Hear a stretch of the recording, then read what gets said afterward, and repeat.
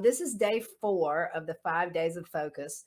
On Monday, we talked about improving your proposal and how you can't really do that without the proper processes. Tuesday, we talked about why content first is important in helping you hold on to more of your profit margin.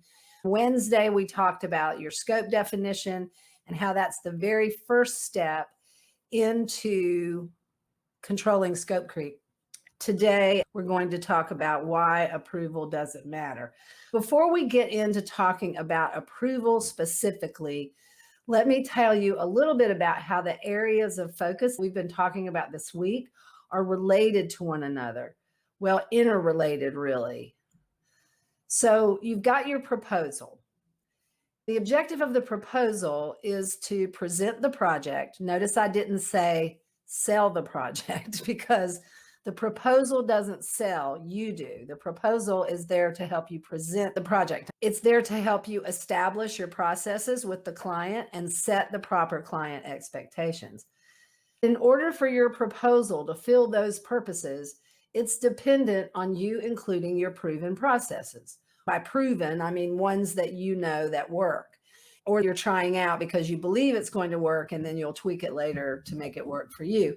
Although there's a total of about 10 processes you really need to have for your agency, the 3 most primary processes you need to include are there to accomplish the following things: prevent content collection bottleneck, control scope creep, and manage acceptance, because these are the 3 things that eat up your profit margin and cause your projects to fail. As a reminder, our definition of a successful project is one that is completed on time, within budget, with features that meet the client's business requirements without sacrificing your profit margin. These 3 processes are the most important in controlling the things that cause your profit margin to go away. These 3 processes, content management, change management, and acceptance management, they're all related to one another. Let me show you how they're related. Content management is when you're dealing with content, you're refining the content. That often brings changes. As you're refining the content for the website, often that causes the client to go, oh, wait, we still need this, or, oh, wait, I didn't know it was going to be like that. I would like to include this other thing. You need change management to make sure that you get paid for all of that. Change management controls change to any already approved deliverable. So change management has a hand in just about everything you do. It helps control those changes. Then acceptance management is related to change, because how do you know when the content is done, or how do you know when the project is done? I'm not doing a very good job of explaining this, but hopefully you can see that you can't have content management process without an acceptance management process to go along with it. It falls under the umbrella of change management. So they're all related, and that's why it's really hard to just work on one at a time. Now let's talk about the difference between acceptance and approval. Your client might not approve of something they see on the site, but if it meets the agreed upon acceptance criteria that you agree on beforehand, then it must be accepted. Sometimes we use the term approve and accept interchangeably, but when you're talking with the client, you need to try to get focused on acceptance management, because it's really not an approval, it's an acceptance. Now let's talk about the acceptance criteria. Setting acceptance criteria must be established in advance. Acceptance criteria is going to be used as the guideline by which the team is going to design the correct functions, that the client will determine if the final result is what they asked for. And it's also one of the things that feeds into the test plans you're going to create. As a reminder to something we covered yesterday, the place you want to establish the criteria for the completed site is in the proposal. You'd put your acceptance criteria for the completed project, the completed site, in the proposal or your proposal materials. However you break down your website specification, you're going to do the acceptance criteria for each one of those separately prior to the deliverable. The reason you do that is so when it comes time for approval, it's more like a checklist. It's not something they have to say, I thought I wanted that color blue, but now I'm not so sure. It's a check off. If the blue matches the color that we agreed on previously, then you check it off. You don't get to change it at that point.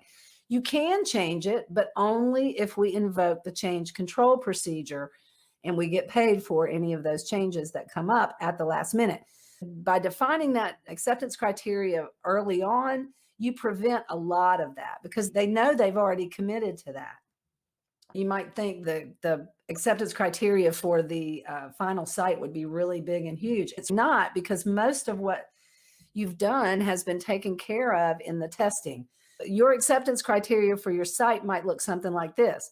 The site has been tested by my company and has passed all the tests. The test has been tested by the client company per the test plans I provided. It's passed all the tests. It's been moved to the live environment and it's accessible by anyone visiting the URL for that site. As I said yesterday, you might have some more acceptance criteria, but really that's pretty much the only acceptance criteria you need for the full website, because everything else is going to be done with the test plans. What should acceptance criteria look like for the other deliverables though? We're going to take a peek at one of the downloads I have available inside the Academy, our acceptance criteria cheat sheet. This contains examples of acceptance criteria for each deliverable that's in our project lifecycle as part of the website spec and the other deliverables as well. You might have some of these, you might have all of these, but this gives you a head start. Also gives you food for thought on how you'd like to fashion your acceptance criteria. Let me show you some examples. The first one we have is the functional requirements. This is probably the biggest one because functional requirements are typically the more detailed of all of these deliverables. The business requirements in the agreed upon proposal, it accurately reflects the general website requirements. The general website requirements accurately reflect the sitemap hierarchy. So the domain registrar name is accurately reflected, the hosting company, the website. Your social media requirements accurately reflect the list of social media accounts that are to be linked with the website. So these are easy check off things that don't have to have any kind of approval attached. If they're there and they match what we agreed to, then it gets checked off and it's approved. You can go on down through the functional requirements for the security requirements, the SEO requirements, any menu requirements, and so on. This is just a snippet of what's inside in terms of the functional requirements. Another example would be for your content specifications. For your content specification, the individual responsible for managing the content collection process on behalf of the client is listed accurately. The list of pages and other content areas match the agreed upon sitemap. You've already agreed upon the sitemap. Specific elements for the site header are listed with an input area for content to be received from whoever's doing the content, and so on and so forth. I think you get a sense for how this works. Let's look at one more example for your styling and branding specifications. The logo specification accurately reflects the applicable image sizes and shapes in the following formats. You might list what those are. The tagline specification accurately reflects the tagline text. This is for the deliverable that specifies what the style and branding will look like. By the time you get to the final website, these things like color palette and typography and links and buttons and things don't have to be approved separately at the end of the project. They're already approved and tested, and then the test plans are approved. And there's a lot more of this in that acceptance criteria guide. I just wanted to show you some of the examples. Let's go ahead and review what we have covered today. Your proposal materials must include the processes to which the client will agree. And the primary focus of your process is to prevent bottlenecks, control scope creep, and manage acceptance, aside from the proposal, which is to present the project. The three primary processes that help to do all of those things are interrelated and must work together. We use the term acceptance to make approval more objective. It's a process rather than an emotional reaction to something. The key is defining that acceptance criteria before creation of the deliverable. And acceptance criteria for the website should be in the proposal. Acceptance criteria for the interim deliverables should happen just prior to their creation. That doesn't mean that you can't already have most of that acceptance criteria already spelled out. You're just going over it with the client, making sure they're on board with the acceptance criteria before you create the deliverable. If you want to get more details and examples of how to implement a good acceptance management plan, as you know, all that is available inside the WP Project Managers Academy. And I've talked about this every single day because so much of what I'm telling you, the meat of it is inside the Academy, either in the free program or the paid program or the premium program.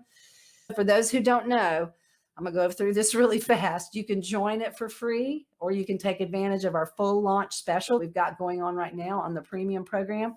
That's running till the end of January. It's almost a 50% discount on the monthly subscription, and you'll be locked in at that price. You can cancel at any time, and all the details are at wproadmaps.com/join us. I am in the process of updating all the lessons and downloads that are related to proposals and some of the related processes, because I switched to a 2-document method for the proposals. So as I'm going through here, I'm updating all of those documents. If you want to make absolutely sure you don't miss those updates and you're not already a member, I invite you to join either free or premium. Don't forget, there is also the opportunity to get certified as a WP Project Manager Level 1 after you finish the WP Project Management 101 roadmap. And then we will be releasing the Level 2 certification in 2021, hopefully during January. If you're already a student in the Academy, make sure you watch your email or watch in the group for when these documents have been updated. Let's see, what else did I want to tell you? Oh, if you want a copy of that acceptance criteria cheat sheet, that is in the premium program. That's pretty much it for today. We have talked about client expectations with your proposal, how a content first development approach saves you money, how to define your project scope, why approval doesn't matter. And tomorrow I'm going to do the last live in this little series of the 5 days of focus. And I'm going to show you how to plan out addressing all of these things that we've talked about that are probably the most critical for making sure you get your projects completed on time, within budget, with the right features without affecting your profit margin. Until tomorrow, as always, stay productive, stay strong, and never stop learning. I'll see you guys tomorrow. Thanks for watching. Bye.